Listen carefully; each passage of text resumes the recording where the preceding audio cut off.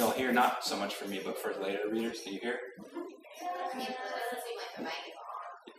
It's on. You're just too tall. Sophie Rosenblum grew up in the West Village of Manhattan, but she now lives here. After graduating from Bard, Columbia University Publishing course, and this is all from your website, which is US for.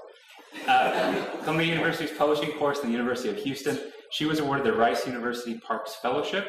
She's taught at Rice University, University of Houston, and Florida State, where she's completed her PhD in creative writing.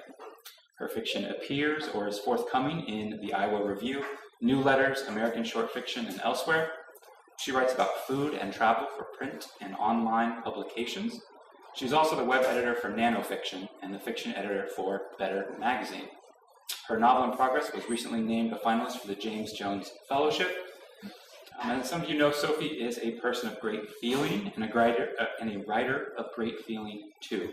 Perhaps because of those reasons, she desires absolutely no fanfare, no fuss. So please welcome the best person and the best writer I've ever met, Sophie Rosenblum.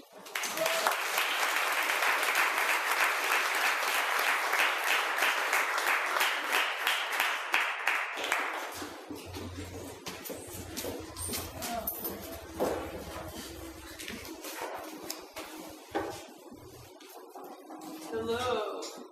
Can you hear me? I'm the right height, I guess, for this level. More? Better? Yes, that's good. Good? Okay. Thank you, Eric, for that lovely introduction.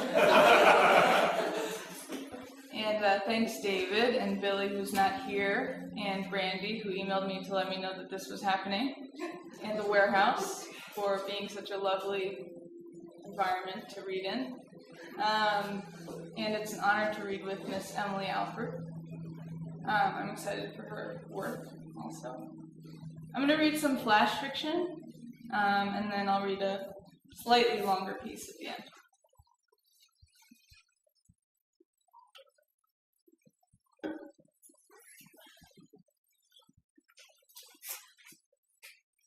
Self-starter.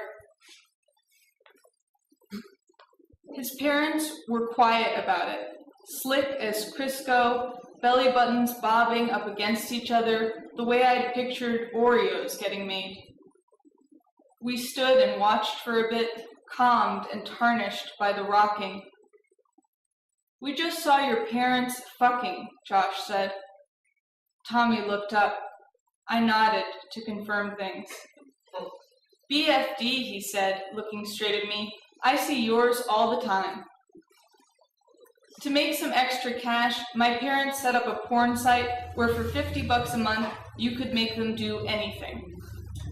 One guy wanted to see them with boots on, another asked for an airplane scenario, complete with barf bags. I got out of the house when I could. I loved to build shit and found myself crafting life-size fuck dolls out of silicone and polyester resin. They were durable, and I sold them online for big cash. "You fuck," Tommy said, examining my latest model. "That's my fucking mom." Josh gawked at the doll for a while, then laughed. I stood back, for the first time seeing the resemblance. "Fuck," I said. "Sorry. She must still be in my head from last week." Tommy swung at me, but I moved, and his fist went right into his mother's breast. Then things got awkward, so I said, "Hey, don't take it out on her," which was pretty cheeky considering the state of things. Tommy pulled his hand from his mother. "Well," he said, "as long as you don't sell it." "Of course I'm going to sell it," I said. I could feel Tommy's eyes on me, hot like wet candles. "It's business, buddy," I said, putting a fatherly hand on his shoulder, the way my old man had when he explained business to me.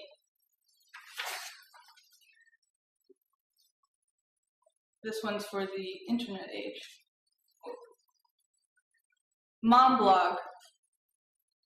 My mother's blog is the newest member of our family. She spends hours with the screen, sharing news and thoughts from home. She writes about burnt grass from fireworks, airplanes overhead, the lemonade our neighbors have.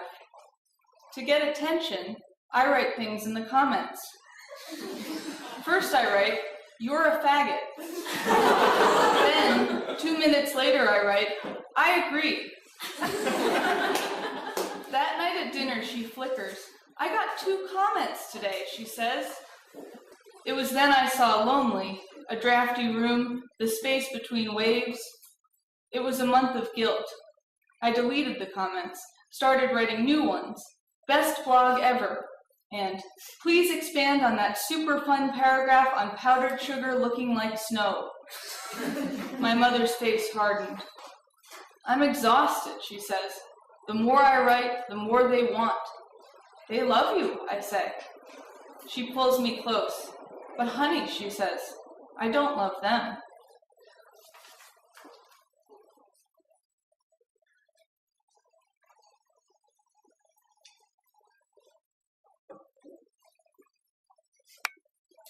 You sure look nice in this light. It would have been strange for the hooker to wake me up with a spoonful of vanilla yogurt and mashed banana, cooing, "Wake up, sleepyhead," the way my mom used to, but I wanted it anyway. Sure, we were in a car parked at least 10 miles from the closest fridge, but she might have had something in her purse to tide me over into lunch, a Jolly Rancher or gum even. I worked hard at a job I hated, made my way through starched meetings filled with continental hellos, and then stayed nights with a small-fingered wife until I had to do it all again. The hooker was in flats, which I knew were for running, in case I was a freak or a cop or something. You'd think by now she could pinpoint the cops, spoon-smooth, bald, tight in their space, even on empty stretches of highway. The freaks, I could never guess. One before me, she said, looked normal enough, but wanted her to pinch the bottoms of his feet. Said it reminded him of beachside summers spent in search of mollusks with his mother. I'd said, a real sicko, but in truth, when she told me, my eyes got kind of soggy at the thought.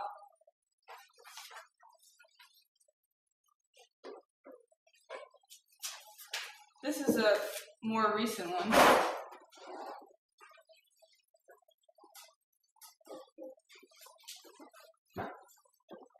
How the Earth looks from a helicopter. We spent the week dreaming of days in pajamas, but instead got up, poured ourselves into suits and skirts, and stood in the living room to receive inspections. Our big-breasted aunt, tucking us under her wings, wept thick tears sloshing down her dumpling cheeks. "My darlings," she said, and we slumped a little, and she pushed at places in our backs until we were straighter, and she pointed her finger to our faces and said, "We are not alone." And we thought, yes, we have each other, but we said, yes, we have you, Aunt Rose.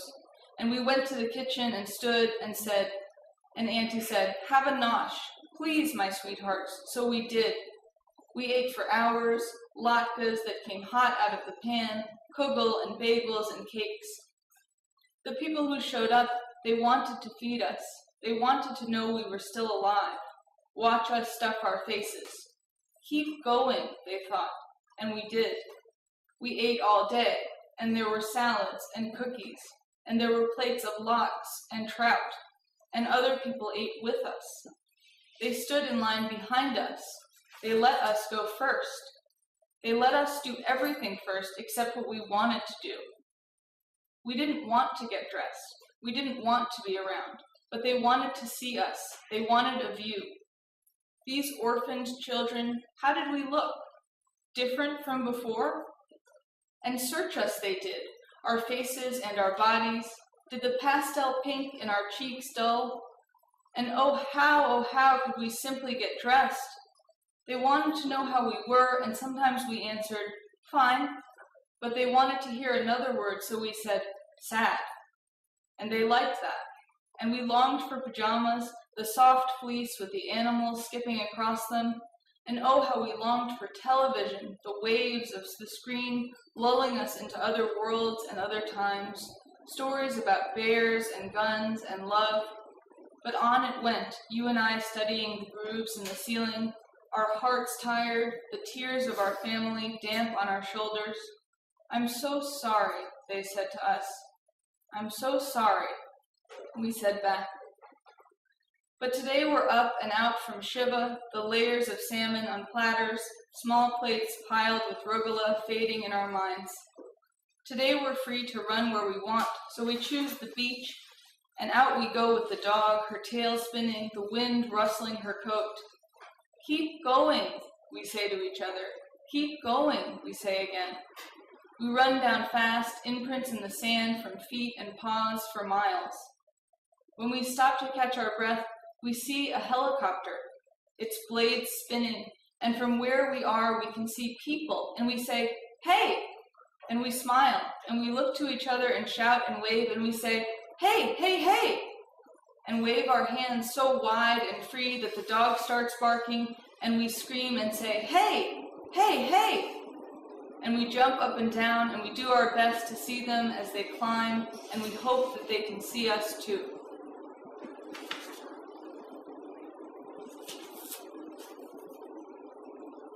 As Eric said, I grew up in the West Village, and so this is a sort of homage to my childhood and the art world over there.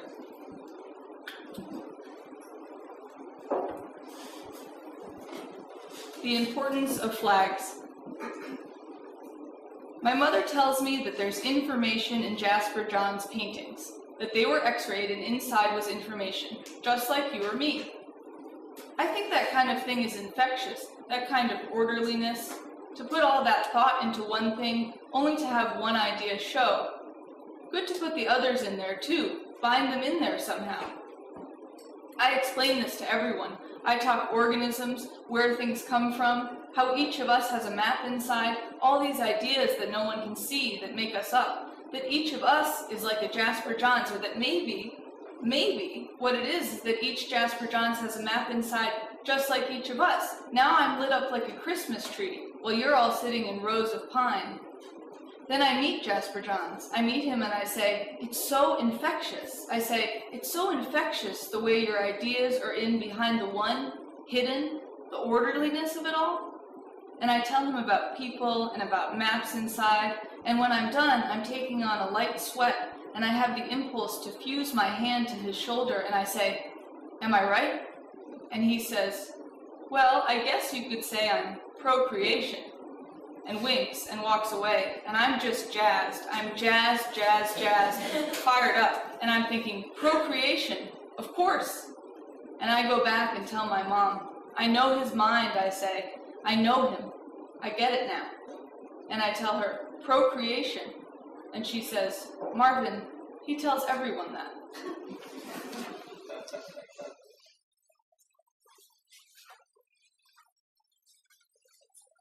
Core, mantle, crust, crust, mantle, core. In the mirror, I'm giving a lecture on geology. But when I touch my mouth, there's just some clay beads standing in for teeth. I think, yeah, I ate the stamp with the wildflowers, but this is a whole passageway I was hoping to ditch. Dan and Julie are in the next room making out, so I splash some root beer on my face and continue preaching science. This time I'm on in Spanish, and I'm laughing a little because it's not the talking I took in school. I'm pretty good, I think, and I'm wondering if somehow there's a videotape of all this I might watch later. There's always that rocky part in the afternoons that gets me real lonely, and this is just the thing to shepherd me back up top.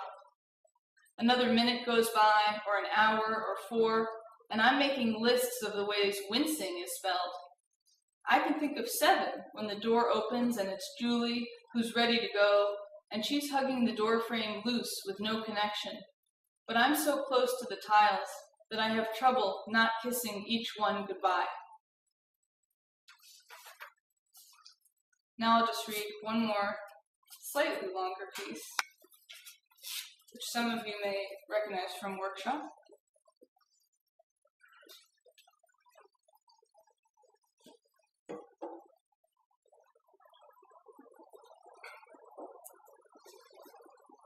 We grow accustomed to our troubles. For dinner, I make brisket and convince my father to move to Florida. Daddy, I say, you're 87. What do you want with New York? What does New York want with me, he says. I picture him slipping on black ice, mugged by hooligans, pushed out of line at the supermarket. There are worse things than the beach, I tell him. We pack his apartment in 2 suitcases. He takes a picture of my mother and the woman he married after. My voice gets lost in the move. Once he is gone, I am not myself. I have trouble finding my words. Stop kvetching, my father says when he calls. You've got nothing to complain about. As the receptionist at my office, it's okay that I'm on the phone. My company has 3 clients. They call themselves a startup. Sounds like a bunch of hooey, my father says. I tell us both it's not. He says, Misha, is this a job for a 40-year-old woman? Now this is something to consider. We talk twice a day, sometimes more. He loves to give advice. Misha, he says, I hope you go to the diners. A man at a diner can afford to buy you a hamburger, and that, my dear Misha, is a good kind of man. At night, I roll cigarettes on the fire escape and read People in the bath. Sometimes I do laundry. I order takeout.